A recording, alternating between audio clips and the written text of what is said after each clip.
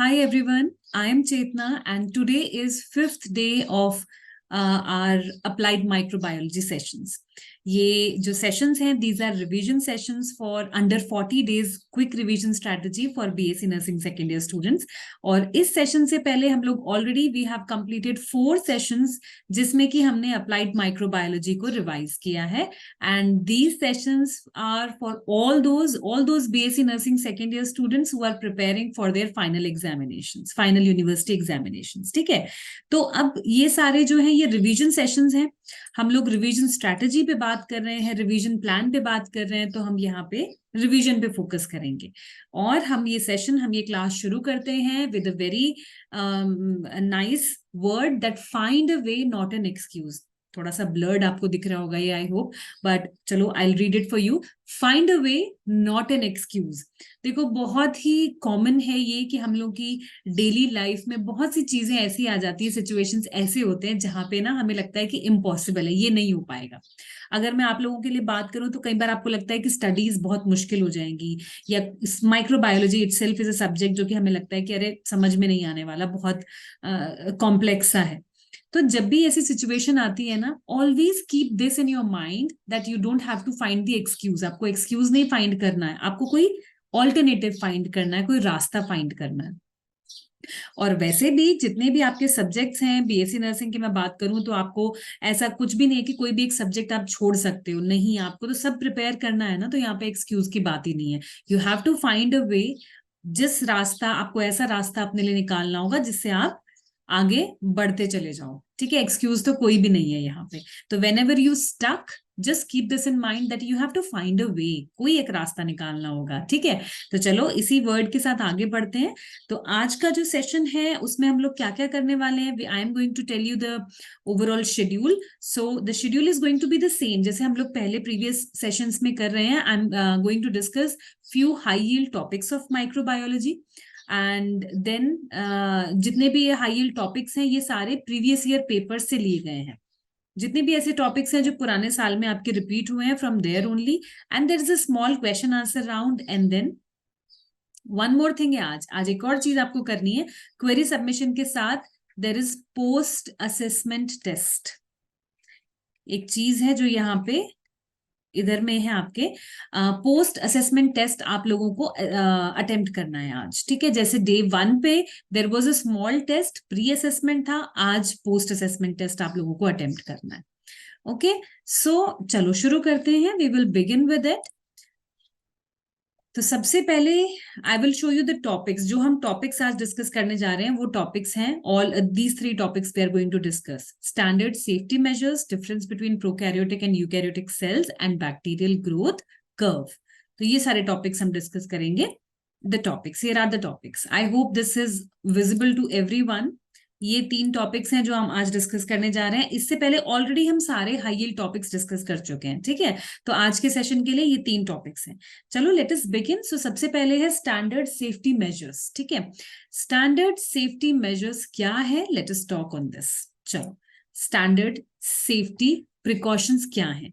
तो नाम से ही आप समझ पा रहे हो कि ऐसे प्रिकॉशंस हैं या ऐसे मेजर्स हैं जो हमें सेफ्टी के लिए लेने होते हैं. ठीक है, तो क्या है ये स्टैंडर्ड प्रिकॉशंस हैं, are the minimum infection prevention practices that apply to all patient care regardless of suspected or confirmed infection status of the patient or any setting where healthcare is delivered. तो देखो, सबसे पहली चीज तो minimum infection prevention practices हैं ये. इसका मतलब है कि ये हर किसी को फॉलो करनी है जो भी हेल्थ केयर सेटिंग में काम कर रहा है. वेदर जो पेशेंट है, जिस पेशेंट के लिए हम काम कर रहे हैं, वेदर वो कंफर्म्ड है, डायग्नोज्ड है या नहीं है, सस्पेक्टेड है, whatever it is, these are minimum safety standard, safety precautions जो कि हम लोग को फॉलो करनी है इन एनी हेल्थ केयर. अब क्या क्या है वो देख लेते हैं. What all things comes under these steps of standard precautions. देखो, first of all hand washing. We all know that hand washing सबसे अच्छा डिफेंस या प्रोटेक्शन या प्रोटेक्टिव मेजर है किसी भी इंफेक्शन के अगेंस्ट. ठीक है, अगर आप लोग अच्छे से हैंड वॉशिंग प्रैक्टिस करते हो तो इसी से बहुत ज्यादा परसेंटेज में जो इन्फेक्शन ट्रांसमिशन है वो रुक जाता है. ठीक है, so it is the best defence against any infection, hand washing. So Do this wash your hands before and after potential contact with body fluids, after removing gloves and in between patient contact. तो hand washing एक ऐसी चीज है जो सबने ही करनी है whenever you are working in a hospital with patients. आप हेल्थ केयर प्रोफेशनल हो तो हैंड वॉशिंग एक बहुत जरूरी चीज है जो सबने करनी है. ओके कब कब करनी है, कौन कौन से मोमेंट्स होते हैं, you all know about this. और स्पेशली जब भी आप किस पेशेंट के किसी भी बॉडी फ्लूइड के कांटेक्ट में आते हो, ग्लव्स, इवन ग्लव्स रिमूव करने के बाद भी आपको हैंड वॉश करना है.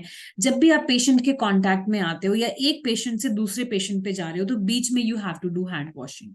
Okay now barrier techniques. Hand washing के बाद दूसरा है बैरियर टेक्निक्स. बैरियर क्या क्या, ऐसी चीजें जो बैरियर बनाती हैं. ठीक है, बैरियर क्या क्या, जैसे कि use of gloves, mask, apron and goggles. तो ये चीजें जो हमारे पर्सनल प्रोटेक्टिव इक्विपमेंट्स में भी आते हैं. ग्लव्स हम यूज करते हैं जिससे कि एक डायरेक्ट कांटेक्ट से बचे हम लोग. मास्क, एप्रन एंड गॉगल्स ये हमें डायरेक्ट कांटेक्ट से बचाते हैं. Cleaning and sanitising. Now use of paper towels and soap and water for disinfection. 1 part bleach to 9 parts water solution for 10 minutes is used. तो दूसरा जो next third जो thing है that is cleaning and sanitization. After that proper disposal technique. कल भी हमने waste को लेके बात करी थी. In yesterday's session I talked about biomedical waste management. तो देखो proper disposal technique भी जरूरी है.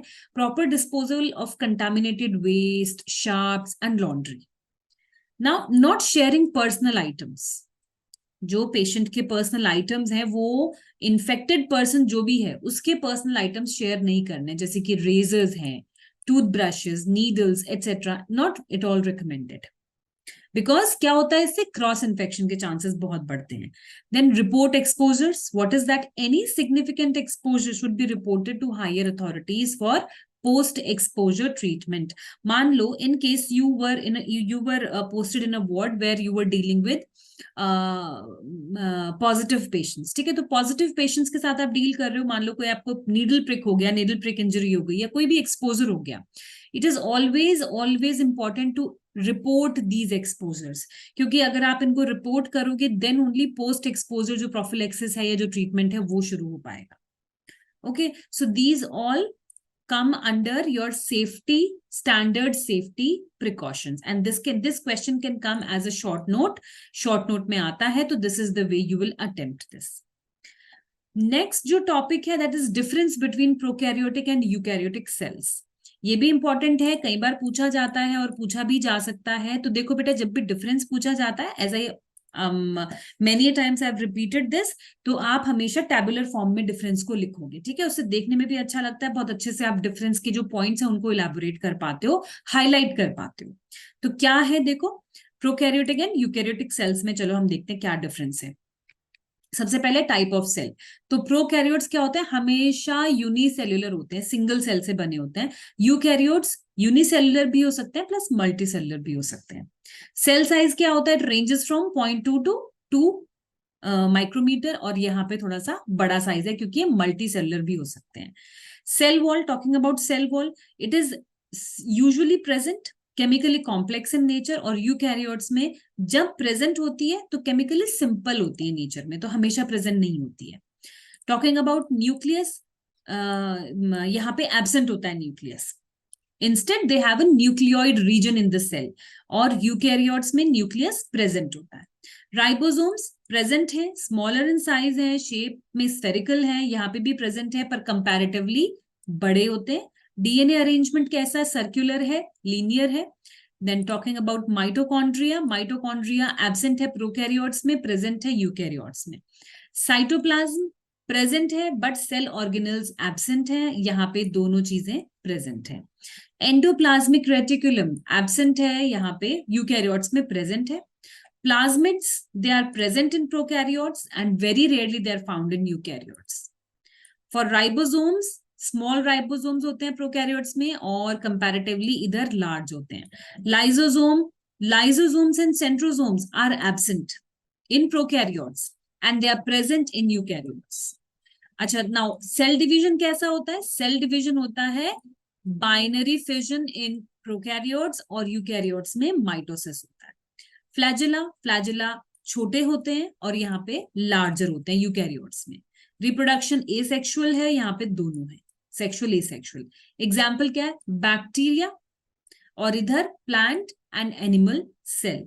तो this is a difference between prokaryotes and eukaryotic cell. आप इसको और ज्यादा इलैबोरेट भी कर सकते हो, और whenever it comes it has chances, मतलब ये पूछा जा सकता है आपसे, तो आप इसको टैबुलर फॉर्म में ही लिखोगे। So this is the second topic. Third topic जो है यहाँ पे, ये इसको मैं क्वेश्चन फॉर्म में आपके लिए यहाँ पे लेके आई हूँ, समझा रही हूँ आपको। देखो क्वेश्चन कैसा आ सकता है, define prokaryote and add a note on the factors affecting bacterial growth. Okay, define prokaryote and add a note on the factors affecting bacterial growth. तो प्रोकैरियोट्स के बारे में देख लेते हैं हम, आंसर को अपने कैसे कंपोज करने वाले हैं। देखो प्रोकैरियोट्स क्या है, सबसे पहले तो ऐसे ऑर्गेनिजम्स हैं, see these are the organisms whose cells lack a nucleus, ये हमने पढ़ लिया। ओके, अदर ऑर्गेनल्स भी नहीं होते हैं, internal membranes in prokaryotes differentiate them from eukaryotes. Bacteria are best known prokaryotic organisms. Now कुछ फैक्टर्स हैं जो इनकी ग्रोथ को अफेक्ट करते हैं। क्या फैक्टर्स हो सकते हैं, factors affecting bacterial growth. Bacterial growth could be observed in two ways, या तो उनका साइज इंक्रीज होता है, देखो बैक्टीरियल ग्रोथ में या तो बैक्टीरिया का साइज इंक्रीज होता है, या फिर total number of cells increase होते हैं। देयर आर टू वेज, दो वेज में है, ठीक है। इसके बाद the various conditions that could affect the growth of bacteria. अब देखो बैक्टीरियल ग्रोथ है, बहुत सारी चीजें उसकी ग्रोथ को अफेक्ट करेंगी, जैसे पर्टिकुलर स्पेसिफिक बैक्टीरिया के लिए कोई पर्टिकुलर काइंड ऑफ टेम्परेचर चाहिए होता है, सेट टेम्परेचर चाहिए होता है, ठीक है। तो कुछ फैक्टर्स होते हैं, जैसे कि सबसे पहला देखो टेम्परेचर ही है। Most bacteria are mesophilic, they grow best at 30 to 37 degree centigrade. ज्यादा से ज्यादा बैक्टीरिया इसी टेम्परेचर पे ग्रो करते हैं, and optimum temperature for growth of common pathogenic bacteria is 37 degree centigrade. Bacteria of a species will not grow but may remain alive at a maximum and a minimum temperature. तो क्या है, देखो अगर temperature feasible भी नहीं है तो at least वो ग्रो नहीं करेंगे, but they will remain alive. And most bacteria are killed at 56 degrees centigrade in 30 minutes. So temperature also plays a very important role in growth also, as well as in remaining alive also. तो हमने क्या देखा temperature में, temperature में हमने देखा कि most of the bacterias को ये टेम्परेचर चाहिए होता है ग्रो करने के लिए। टेम्परेचर के बाद चलते हैं तो पीएच, अब जिस मीडियम में वो ग्रो कर रहे हैं उस मीडियम का पीएच क्या है। तो most pathogenic bacteria grow best in pH 7.2 to 7.4. Okay, then next carbon dioxide. All bacteria require carbon dioxide for their growth. Oxygen, bacteria may be classified into 4 groups. देखो aerobes होते हैं जो oxygen के बिना grow ही नहीं कर सकते, जैसे कि माइकोबैक्टीरियम ट्यूबरकुलोसिस। दूसरा है facultative anaerobes, those grow under both aerobic anaerobic conditions, and most bacteria are facultative anaerobes. जैसे कि एग्जांपल है एंटेरोबैक्टीरिया। देखो क्या है कि एक तो हुए एरोब्स, एक हुए फैकल्टेटिव एनारोब्स, देन थर्ड हुए एनारोब्स। एनारोब्स कौन से होते हैं, they only grow in the absence of free oxygen, जैसे कि Clostridium. And fourth is microaerophiles, they grow best in oxygen less than that present in the air. So 4 types of 4 groups of bacteria based on oxygen requirement. Then comes nutrient. Nutrient, जिस medium में जो bacteria है वो grow कर रहा है उसके nutrient पे भी कुछ डिपेंड करता है। क्या डिपेंड करता है, देखो बैक्टीरिया को न्यूट्रिएंट्स चाहिए होते हैं ग्रोथ के लिए, ठीक है। किसी को ज्यादा चाहिए, किस टाइप ऑफ बैक्टीरिया को, किसी को कम चाहिए। And bacteria normally feed on organic matter as well as material for cell formation, ठीक है। तो बैक्टीरिया को ग्रोथ के लिए न्यूट्रिएंट भी चाहिए, बैक्टीरिया को ग्रोथ के लिए प्रॉपर टेम्परेचर भी चाहिए और ऑक्सीजन भी चाहिए। किसी को ऑक्सीजन चाहिए, कोई ऑक्सीजन की एब्सेंस में ग्रो करता है। ओके, न्यूट्रिएंट्स में देखो organic matter also contains the necessary energy and such matter must be soluble in water. Humidity, after all of these, humidity comes. Humidity का क्या है, the content of water in the air is one of the major factors determining the ability to survive. At a very low humidity and high temperature, cells face dehydration, whereas high humidity में give cells protection against the solar radiation. तो क्या है यहाँ पे, high humidity होगी, जितनी ज्यादा humidity होगी उतने ही ज्यादा हाई चांसेस होंगे इनके ग्रोथ के, ठीक है। तो ह्यूमिडिटी में ज्यादा ग्रो करते हैं। Influence of light spectrum, light का क्या है, देखो visible light is beneficial for bacterial growth because it is the source of energy for autotrophs. तो लाइट ज्यादा है तो बैक्टीरिया की ग्रोथ भी के लिए बेनिफिशियल है। डार्कनेस क्या कर रहा है, फेवरेबल कंडीशन प्रोवाइड करता है for the growth of micro organisms, ठीक है। And then infrared, infrared is the major source of Earth's heat. Ionizing rays can produce mutations which may result in death of microorganisms. And UV rays क्या है, UV rays क्या कर रही हैं, and radiations they are bactericidal in nature. तो UV rays क्या होती हैं, bactericidal होती हैं, they kill bacteria. Culture die when exposed to sunlight. And even diffuse daylight shortens the survival of microorganisms and are beneficial for hygienic point of view. क्या है, even diffused daylight shortens the survival of microorganisms. Gamma rays क्या कर रही हैं, X rays and infrared rays, they also have bactericidal effect. Bactericidal मतलब anything which kills bacteria. Then next comes, अब next चीज का क्या है, influence of osmotic pressure, solutes in water activity. Now what is this, अब semipermeable cytoplasmic membrane की वजह से bacteria also undergo osmotic effect, though they can withstand varying contents of salt, sugar and other similar solutes. For most species of bacteria, maximum concentration of sodium chloride is 5 to 12%. The bacteria undergo plasmolysis, जिसका मतलब है shrinkage of the protoplast and its retraction from the cell wall. तो basically क्या है कि जो osmotic pressure है ना, उसका भी, सॉल्यूट्स एंड वाटर एक्टिविटी का भी बहुत इफेक्ट होता है बैक्टीरियल ग्रोथ पे। अब प्लाज्मोलाइसिस मोस्टली कहाँ हो रहा है, ग्राम नेगेटिव बैक्टीरिया में। और जब bacterial cells are transferred from a concentrated to weak solution or to distilled water, it causes plasmoptosis and the cell bursts. Next जो factor है influence है वो क्या है, mechanical and sonic stresses. Now how they influence, ये जो bacteria की cell walls होती है ना, they have enough strength and elasticity, पर फिर भी it is possible to rupture and kill the bacteria when exposed to mechanical stress. ठीक है, बैक्टीरियल सस्पेंशन को जब विगरस तरीके से शेक करते हैं विद ग्लास बीड्स और टू सुपरसोनिक और अल्ट्रासोनिक वाइब्रेशंस, सेल्स रप्चर हो जाते हैं। So these are some common factors which influence the growth of bacteria, ठीक है। Now next what are we going to see is bacterial growth. Now bacterial growth के लिए जो हमने जो फेजेस हैं कुछ, क्योंकि बैक्टीरिया की ग्रोथ किस में होती है, फेजेस में होती है।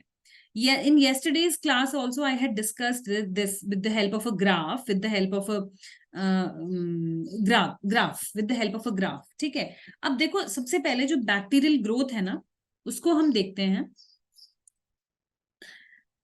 ना। बैक्टीरिया का जो सबसे पहले सेल डिवीजन है, there are four things basically जो हम यहाँ पे डिस्कस करेंगे।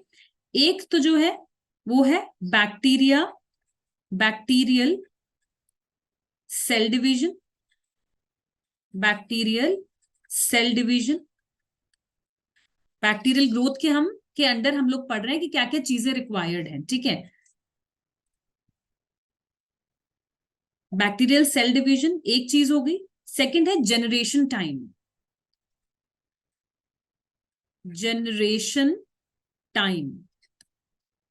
थर्ड है bacterial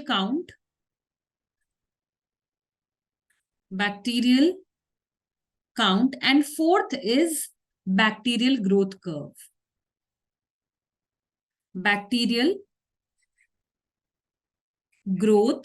curve. So these are the four things under which we are going to understand, we are going to learn this bacterial growth. तो सबसे पहले बात करते हैं बैक्टीरियल सेल डिवीजन के बारे में।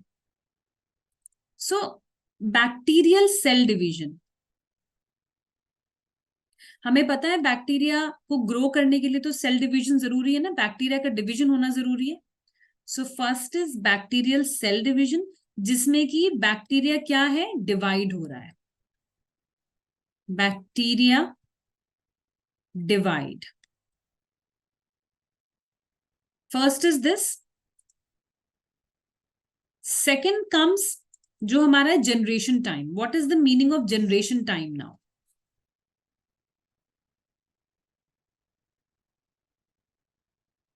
आफ्टर बैक्टीरिया ग्रो डिवाइड कर गया तो जनरेशन टाइम. अब जनरेशन टाइम क्या है? जनरेशन टाइम होता है the time which is required by the bacteria to give rise to two daughter sales.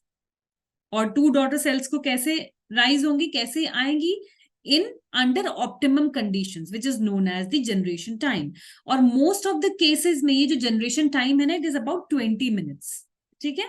So generation time is the time which is required by bacteria, which is required by bacteria to give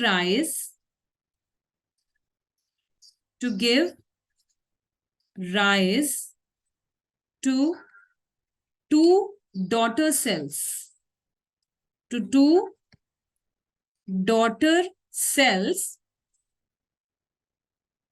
under optimum conditions. Under optimum conditions. और मैंने क्या बताया कि most of the bacteria का generation time क्या होता है?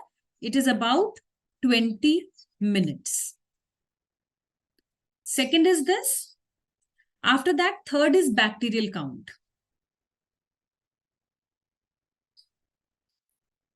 Third is bacterial count. C is bacterial count.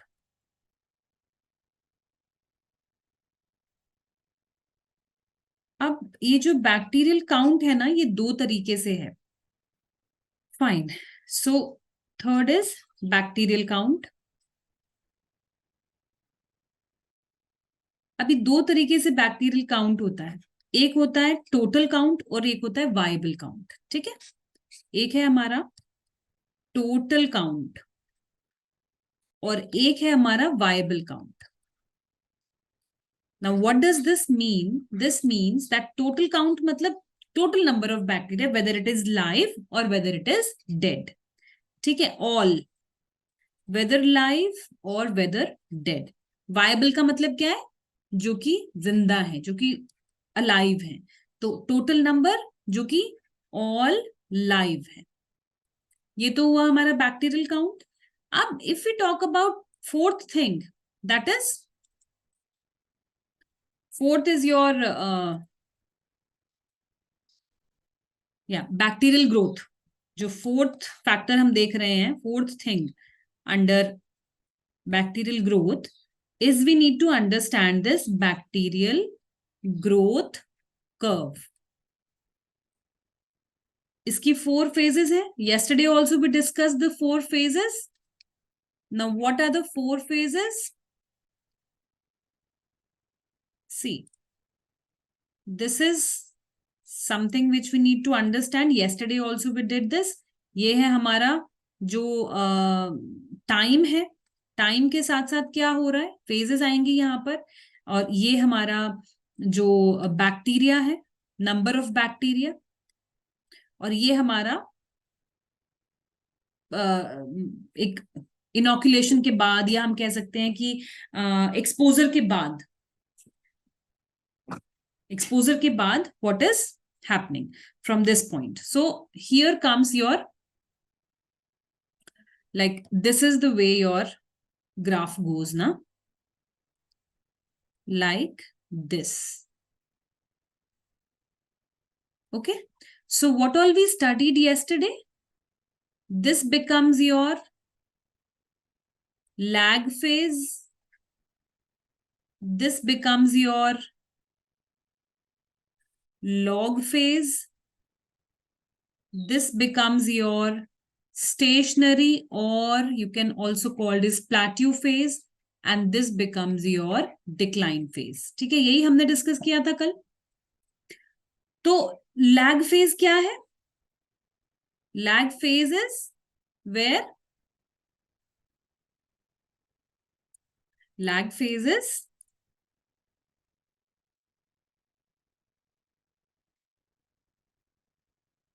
lag is period between inoculation and beginning of multiplication of bacteria. So what is happening, ये हमारा इनोकुलेशन हो गया इस पॉइंट पे, और यहां तक हम इसको लैग फेज काउंट कर रहे हैं, क्योंकि यहां से फ्रॉम दिस पॉइंट ना, फ्रॉम दिस पॉइंट मल्टीप्लीकेशन शुरू हो गया and it started going up. तो लैग फेज क्या है? Time between inoculation of the bacteria and beginning of multiplication of bacteria. ठीक है. अब ये ग्रोथ कर्व अगर आता है आपके एग्जाम में तो आप इसी तरीके से इसको लिखोगे, एक एक ग्राफ बना के एक एक फेज को एक्सप्लेन करोगे. फिर हम आते हैं अपने नेक्स्ट फेज पे, that is log phase. Log phase हमें पता है यहाँ पे बैक्टीरिया मल्टीप्लाई हो रहे हैं और नंबर में इंक्रीज हो रहे हैं. ठीक है. सेल डिवीजन यहाँ पे स्टार्ट हो जाता है, सेल डिवीजन स्टार्ट हो गया and they increase in the number. Then comes हमारा जो नेक्स्ट है, जो प्लेट्यू है या स्टेशनरी आप इसको कह सकते हो, प्लेट्यू या फिर stationary phase, where what happens, जो वायबल काउंट है वो स्टेशनरी रहता है. मतलब जो हमारे बैक्टीरियाज हैं वो बिल्कुल एक बैलेंस फॉर्म में है. ठीक है. सो जो वायबल काउंट है, viable count of bacteria becomes stationary, becomes stationary, which means नए बैक्टीरिया अब डेवलप नहीं हो रहे हैं, क्योंकि यहां तक इन्होंने ग्रो किया विद दिस, यहां तक इन्होंने ग्रो किया, यहां से हमारा प्लेट्यू फेज स्टार्ट हो गया. मतलब इट बिकेम स्टेशनरी, ना कम ना ज्यादा. उसके बाद जो हमारा लास्ट है डिक्लाइन. डिक्लाइन मतलब the bacteria goes, the number of bacteria goes down because of the nutrient exhaustion.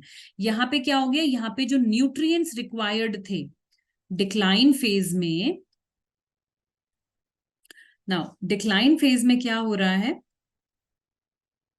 हमने देखा ना कि न्यूट्रिएंट की जरूरत है बैक्टीरियल ग्रोथ को. तो यहां तक क्या हुआ, न्यूट्रिएंट्स हो गए एग्जॉस्ट, जिसकी वजह से बैक्टीरियल ग्रोथ जो है, नंबर जो है चला गया down. So this is the growth, bacterial growth curve. ठीक है. So question definitely will come from this, पक्का से आएगा इस टॉपिक से क्वेश्चन, और आएगा तो this is how you will explain, this is how you will write. ठीक है, जरूर से आएगा. You will make the graph, ये चारों चीजें आप एक्सप्लेन करोगे. All of these four things you will make the graph and you will explain the four phases. Okay, so आज के जो हमारा क्लास है, आज का जो सेशन है, उसके लिए यही टॉपिक्स थे, बिकॉज इससे पहले हम most of the topics we have discussed. Okay, so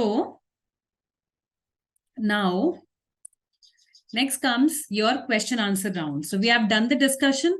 Now next comes question answer round from the topic जो भी हमने डिस्कस किए हैं. सो इन सब क्वेश्चंस के आंसर आपके लिए बहुत इजी है, just one word answer. Okay, so this is the first question for you all जो हमने आज डिस्कस किया. उसमें से आपके लिए क्वेश्चंस हैं, बहुत ही इजी सिंपल से क्वेश्चंस हैं. जब भी आप सेशंस वॉच करो, कोशिश करो इन क्वेश्चंस को सोचने की, इनका आंसर सोचने की. ठीक है. तो इसमें आपको बताना है बेस्ट डिफेंस क्या है, किसी भी इंफेक्शन से बचने का तरीका, सबसे बेस्ट डिफेंस क्या है. नेक्स्ट क्वेश्चन है आपके लिए, mitochondria is absent in prokaryotic cells. अब ये ट्रू है या फॉल्स है? अगर प्रोकैरियोटिक और यूकैरियोटिक में आप डिफरेंस अच्छे से जानते हो, आपने समझ लिया है, तो आप इसका आंसर दे सकते हो. माइटोकॉन्ड्रिया प्रोकैरियोटिक सेल्स में होता है या नहीं होता है, ट्रू फॉल्स. नेक्स्ट है, कौन से ऑर्गेनिजम्स हैं जिनका जो सेल्स हैं उसमें न्यूक्लियस नहीं होता, दूसरे ऑर्गेनल्स नहीं होते, प्रोकैरियोट है या फिर यूकैरियोट्स हैं. एंड लास्ट क्वेश्चन है आपके लिए कि यूकैरियोट्स में न्यूक्लियस एब्सेंट होता है, वेदर इट इज ट्रू और फॉल्स. तो ये क्वेश्चंस हैं आपके क्वेश्चन आंसर राउंड के. और नेक्स्ट जो चीज आपके लिए है, that is post assessment test. देखो बच्चों, जब हमने अपने माइक्रोबायोलॉजी के सेशन स्टार्ट किए थे, डे 1 मैंने प्री असेसमेंट टेस्ट के बारे में आपको बताया था, that there is a pre assessment test जो आपको अटेम्प्ट करना है. तो आज हम लोग अपने सेशन, ये हमारा सेकंड लास्ट सेशन है, कल हम लोग वाइंड अप करेंगे, तो आज आपको एक छोटा सा पोस्ट असेसमेंट टेस्ट अटेम्प्ट करना होगा. और ये जो पोस्ट असेसमेंट टेस्ट है ना, ये आपको, you will come to know when you will attempt this test ना, you will come to know कि अच्छा माइक्रोबायोलॉजी में भी कौन सी चीजें हैं जो आपको नहीं आती। फॉर एग्जाम्पल, अगर आपने क्वेश्चंस आप दे रहे हो और आपको दिख रहा है कि इम्यूनिटी वाले चैप्टर से या फिर एंटीजन एंटीबॉडी वाले चैप्टर से आपको क्वेश्चंस अभी नहीं आते या स्टेरिलाइजेशन से नहीं आते, तो यू नो ना कि आपके पर्टिकुलर कौन से ऐसे टॉपिक्स है जिसमें आपका कॉन्सेप्ट क्लियर नहीं है, जिसमें आपको अभी और पढ़ाई करनी है, अभी और मेहनत करनी है। ओके, तो this test is going to help you to identify कि कौन सा टॉपिक अभी आपका रहता है। Okay, so this has 50 questions और ये सब आपको आज आज ये टेस्ट, ये सेशन के बाद आज रात में ये लाइव हो जाएगा और कल दिन तक का टाइम है आपके पास इसको अटेम्प्ट करने का। ओके, नाउ 50 क्वेश्चंस हैं, 60 मिनट्स के लिए आपको ये टेस्ट मिल रहा है अटेम्प्ट करने के लिए। 1 घंटे के अंदर 50 क्वेश्चंस आपको अटेम्प्ट करने हैं, सबमिट करना पेपर को अच्छे से, और इसके बाद आपको एक पीडीएफ शेयर किया जाएगा जिसमें राइट आंसर्स प्लस एक्सप्लेनेशन है। देखो बच्चों, एमसीक्यूज आपके एग्जाम में आते हैं, फाइनल एग्जाम में, ठीक है, और एमसीक्यूज के बेसिस पे ये टेस्ट रखा गया है क्योंकि आपके एग्जाम में आते हैं। प्लस ये भी एक अच्छा तरीका है अपनी नॉलेज को एनहांस करने का, बिकॉज जब आप मल्टीपल चॉइस क्वेश्चंस अटेम्प्ट करोगे एंड आप देखोगे कि अच्छा इसका सही आंसर क्या है या गलत क्या है, या क्यों आपका आंसर सही है या गलत है, तो यहाँ पे आपको एक डिटेल्ड एक्सप्लेनेशन मिलेगा। अपने साथ एक नोटबुक रखो, when ever you watch the sessions, जब भी आप अपनी क्लासेस लेक्चर्स को वॉच करते हो, सुनते हो, अपने साथ एक रजिस्टर रखो, नोट्स बनाओ। ओके, और जब आप ये टेस्ट अटेम्प्ट करो, जो क्वेश्चन आपको नहीं आए उसका भी एक नोट्स बनाने शुरू करो, ठीक है, जिससे कि आप एक रजिस्टर अपना तैयार कर लो और उसको रिवीजन में आपको बहुत हेल्प करेगा वो। ठीक है बच्चों, तो this is all about post assessment test. कल हम लोग मिलेंगे, कल के सेशन में हम लोग मिलेंगे, इस टेस्ट के बारे में बात करेंगे, पोस्ट असेसमेंट टेस्ट के बारे में। ठीक है, अब कैसे आपको मिलेगा, आप एप्लीकेशन ओपन करोगे, एप्लीकेशन ओपन करके जो साइड पे 3 लाइंस होती हैं on the left top corner side panel of the menu bar, वहां पे आप क्लिक करोगे, then you will see a scholarship test, then you will open that and you will find subject assessment test there. You will go and you will attempt this test. Okay, so that's all for this session. कल हमारा wind up session है, उसके बाद day after tomorrow एक नया subject आपका start हो जाएगा, बीएससी नर्सिंग सेकेंड ईयर का, and do attempt this test. कल हम लोग मिलते हैं अपने वाइंड अप सेशन के लिए। Thank you so much.